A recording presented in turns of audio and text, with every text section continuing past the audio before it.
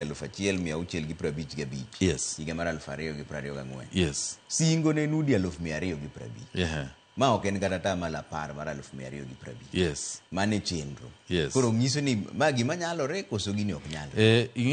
Ingeni kisetime kamano to kisetieko kode statistics ka ibiro luongo kae ibiro luonge jok mochung ne ngowa ni gedo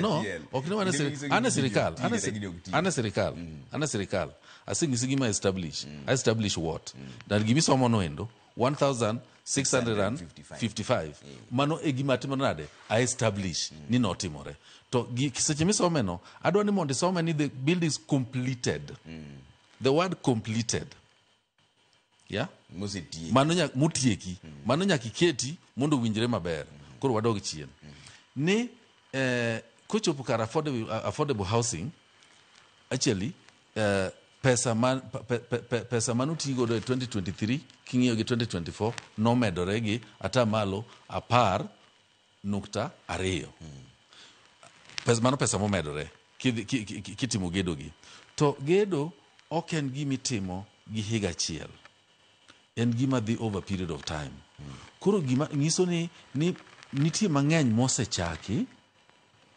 to as at within 2024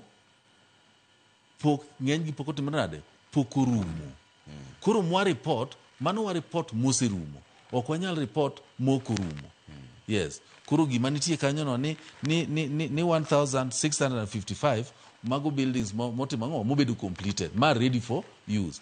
Now come next year kako wabiro golo the next economic survey tibiro wangiyo 2025 the year 2025 ibiro neno ka pogruok nitiere ni ng'eny buildings housing units mano korumo e 2024 cha dibed ni ng'eny gi orumo e 2025 koro ibiro kantie surge maduong' modhi malo kucha ni wang' ni wa achieve this one koro ok en gimoro ma inyalo kawo mitimo on a straight line because gidhi through processes nitiere approval nitie plan nitie approval and beyond approval and about awarding the contract kise award the contract to ng'amomi the contract would now start timo tije mag ng'owa mag gedo go eko koro kanyo bende speed biro luwore to contractor en mane to conditions on the ground chal nade nitiere kuonde moko ma kata kidwa gede kuonde machalo siany donge seche ma koth chweni to donge ditami gedo